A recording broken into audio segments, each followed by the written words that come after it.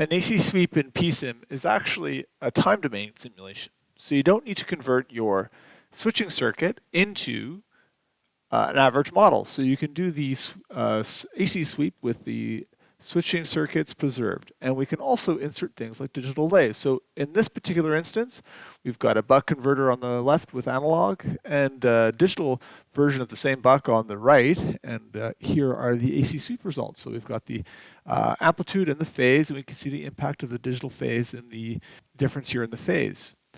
Now, because we're doing time domain simulations and we're not converting to average models again, we can do things, we can run a sweep on a peak chromo control and look at the voltage loop, how we would close the voltage loop response. So here's that simulation. So here's the open loop plant response of the voltage loop with the inner peak chromo control loop or with the inner peak chromo control working. We can also look at something like an LLC converter. Again, we're not doing average models, so we can run with the switching preserved here, and we can look at running an AC sweep on changing the frequency. So we're introducing a frequency perturbation and looking at the response of the output voltage here.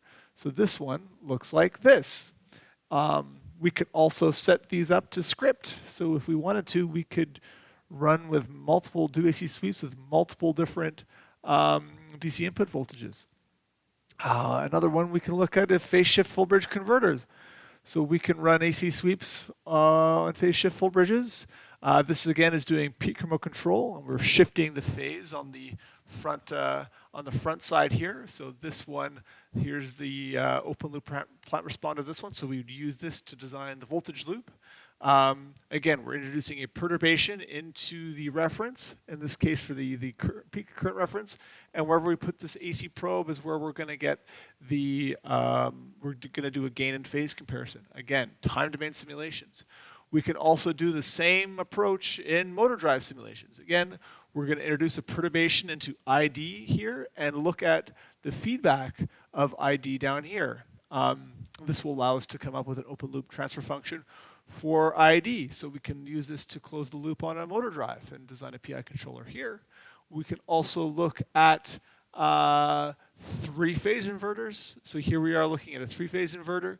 In this case, digital domain elements are involved, so we're doing a digital control simulation. So if you look at the results of this one, here we can see the impact of that digital delay rolling off and the open loop transfer function up here as well. Again, we're introducing that perturbation into the reference, and wherever we put this AC probe is where we're going to do a gain and phase comparison of the frequencies of interest. Other ones that we can look at, let's look at the inner loop gain. So this is now, we've got an inner loop of this buck converter, and it's a closed PI inner loop here, and then we're going to sweep to find out what the outer voltage loop will look like. So this is going to give us the outer voltage loop transfer function, and that's what that looks like. So this we would then use to design the PI controller for the outer voltage loop. Next up, we can use our sweep to do things like output impedance or input impedance. So in this particular example, we've got now our sweep set up to look at the output impedance of this converter. So when we do this sweep, we're going to get, we've got two probes now, voltage and current. And what we're going to do here is actually come back over here. We're going to bring the voltage and the current. So because these are dB or logarithmic values, we can do division. So Ohm's law here, voltage divided by current, or in logarithmic, it's voltage minus current. And we're going to get the output impedance here, and then we'll do the same thing with the phase. So bring that down, and we're doing subtraction because it's log values. And there we go. So that's the output impedance of the converter. Again, we can look at the data points that were used to generate this. So that's the frequency points that were used, and those are all defined in these AC sweep elements here. And then last thing to look at here is we can also look at loop gain sweeps. So if we introduce the loop gain probe into the feedback here, what we can look at this one is going to be what our loop gain will be. So this is going to give us our controlled output transfer function. So this is giving us our cross frequency and phase margin. And we can also look at what our DC gain looks like. And this is going to give us, allow us to understand stability. And again, AC sweeps can be scripted, so you can line up, 100,000 different sweeps of a converter with different parameters and different controllers if you wanted to do a brute force design method. Or you can use these sweep results and import them into smart control and come up with PI controllers that way. So that was open loop transfer functions, analog or digital.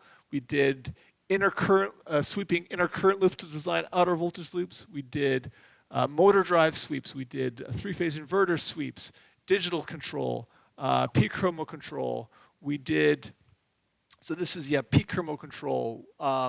So looking at coming up with the voltage loop with the peak chromo control working. We got LLC converter, so sweeping, introducing a perturbation in frequency.